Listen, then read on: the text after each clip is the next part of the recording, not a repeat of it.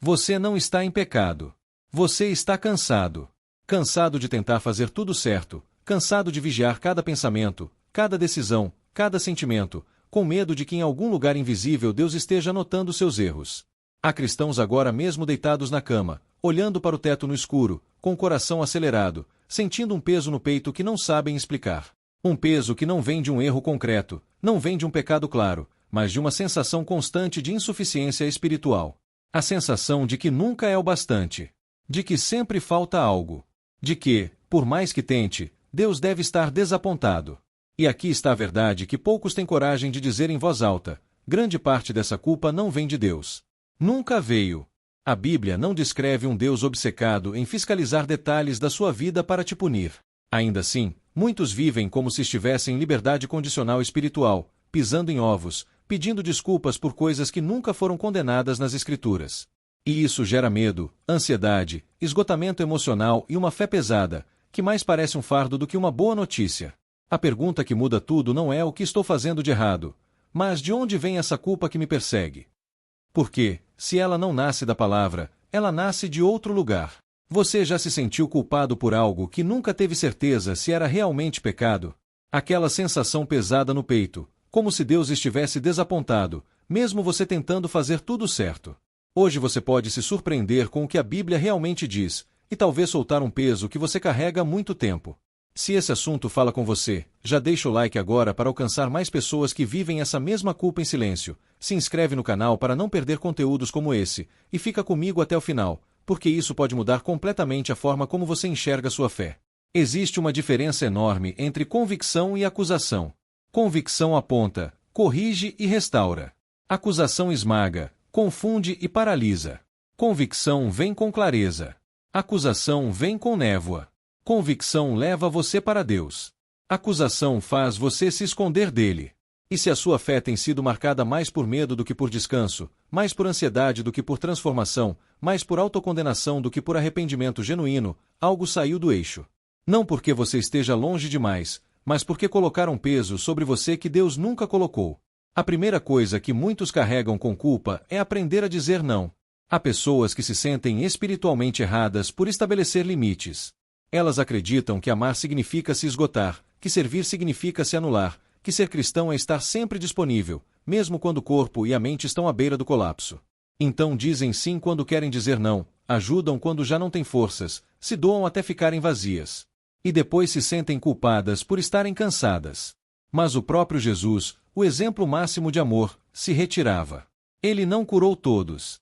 Não atendeu todas as demandas. Não se deixou controlar pela urgência alheia. Amar não é permitir ser consumido. Ajudar não é se destruir. Existe uma diferença entre carregar o fardo de alguém e assumir responsabilidades que nunca foram suas. Estabelecer limites não é falta de fé. É a administração saudável da vida que Deus confiou a você. A segunda culpa silenciosa surge em torno de coisas simples da vida cotidiana, especialmente quando tradição religiosa fala mais alto do que o texto bíblico. Muitos se sentem errados por desfrutar de pequenos prazeres legítimos, como se alegria fosse suspeita e descanso fosse sinal de fraqueza espiritual. Criou-se a ideia de que quanto mais austera e pesada a vida, mais santa ela é. Mas a Escritura não ensina isso. O problema nunca foi a alegria, nunca foi o descanso, nunca foi o desfrutar moderado das coisas boas. O alerta sempre foi sobre excessos que destroem, vícios que escravizam, comportamentos que roubam a lucidez. Quando tudo vira pecado, o pecado perde significado. E quando a consciência é treinada a se culpar por tudo, ela deixa de ouvir quando realmente importa. A terceira fonte de culpa aparece quando alguém ousa pensar, questionar ou refletir. Há cristãos que se sentem errados por não engolirem tudo sem reflexão.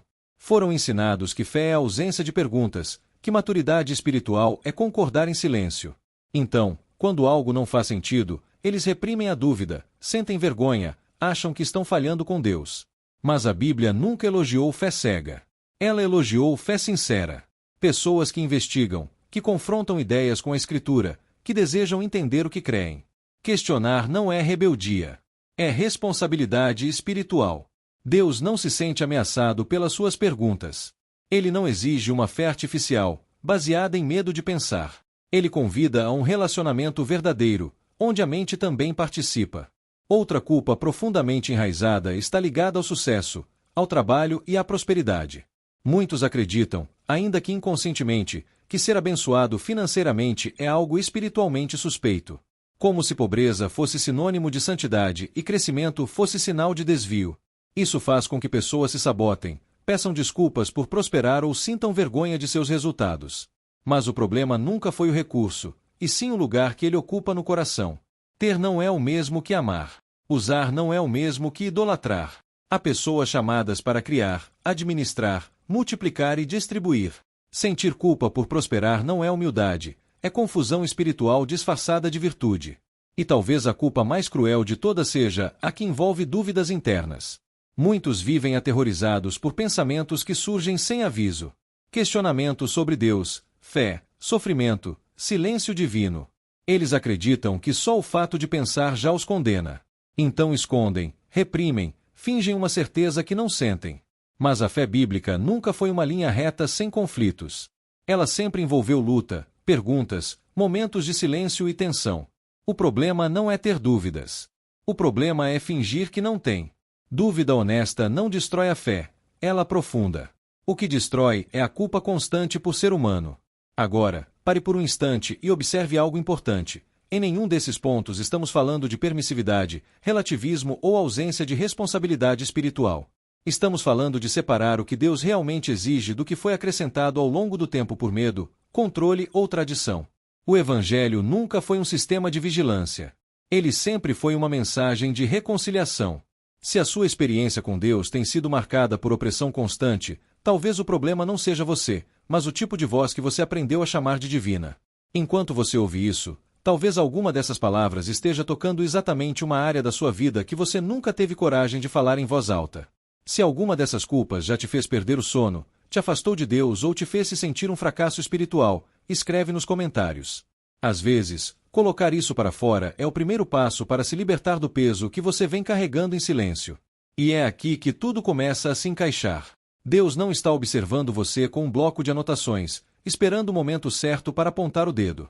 Ele não está decepcionado porque você se protegeu emocionalmente.